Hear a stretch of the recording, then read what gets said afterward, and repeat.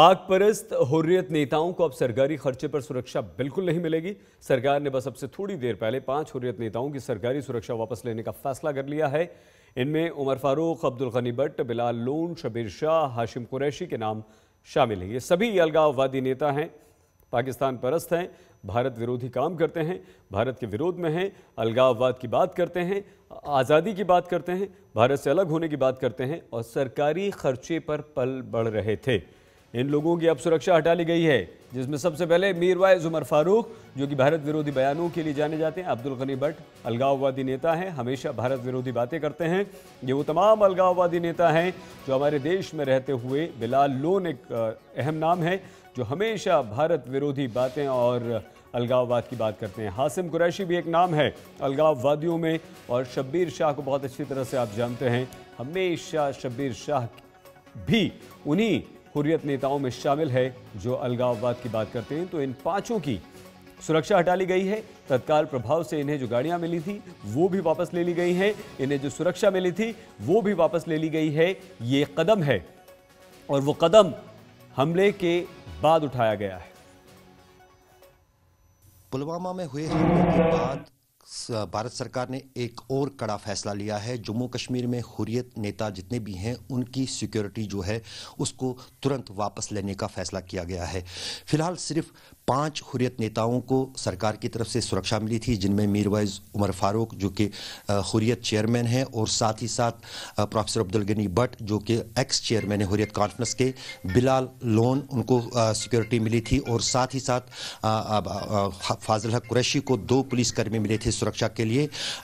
उन सभी हुर्रियत नेताओं की सुरक्षा जो है तुरंत वापस लेने का फैसला सरकार ने किया है। फिलहाल जो सिक्योरिटी है अभी हुर्रियत नेताओं के घरों पर लगी हुई है, लेकिन उसको अब धीरे धीरे जो है हटाया जाएगा। लेकिन हम अभी इस वक्त हुर्रियत के ex chairman professor Abdul Ghani Bhat के घर में बैठे हैं। उनका साफ कहना है कि वो इस पर टिप्पणी नहीं करेंगे, लेकिन इतना उन्होंने साफ कहा कि हमने कभी सरकार से सिक्योरिटी मांगी नहीं थी, उन्होंने खुद रखी थी और आज खुद वो वापस ले रहे हैं। कैमरामैन रूफ अहमद के साथ अशरफ वानी, श्रीनगर, आज तक।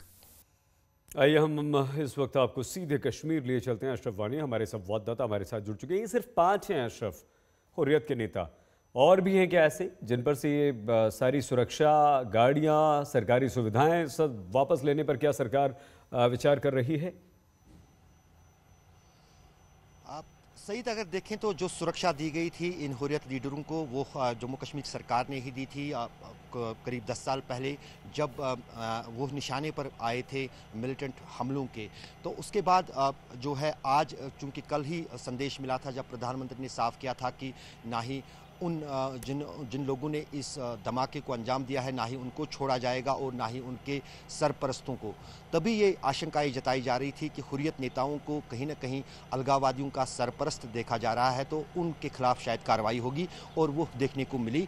आज सुबह जो है गृह मंत्रालय के आदेश पे जम्मू कश्मीर पुलिस को जो मिला है कि वो सुरक्षा जो है हुर्रियत नेताओं को 5 नेताओं को मिली थी उसको तुरंत हटाया जाए। तो फिलहाल उसकी कवायद शुरू हो गई है जो हमने आंखों से देखा है। 5 जो लीडर हैं हुर्रियत के प्रमुख तौर से मुख्यधारा के हुर्रियत के लीडर जो है जिनको मेन स्ट्रीम कहा जाता है, एक मीरवाइज उमर फारूक जो कि हुर्रियत के चेयरमैन हैं, उनकी सुरक्षा हटाई गई है, उनको सबसे ज़्यादा सुरक्षा मिली थी। उसके बाद जो दूसरे लाइन के नेता हैं, चाहे प्रोफेसर अब्दुल गनी भट्ट हो, बिलाल लोन हो, हाशिम कुरैशी हो या शबीर शाह, उन सभी की सुरक्षा जो है वो फिलहाल विड्रा की गई है। सरकार की तरफ से ये फैसला मिला है। जहाँ तक गाड़ियों की बात है, सिर्फ मीरवाइज को सरकार की तरफ से गाड़ी मिली थी और वो भी हटाई जाएगी जाहिर है, लेकिन बाकी किसी भी हुर्रियत नेता को सरकार की तरफ से गाड़ी नहीं मिली थी। हमने इस पर हुर्रियत नेताओं का पक्ष भी जानना चाहा, उनसे रिएक्शन भी चाहिए, तो हम 2 हुर्रियत नेताओं के घर पे गए। उनका साफ कहना था। जी, हमने आपकी बात सुनी, आप वहां पर मौजूद थे और आपने बताया भी। अशरफ वानी हमारे संवाददाता जानकारी दे रहे थे, हुर्रियत नेताओं से उनकी सुरक्षा वापस ले ली गई।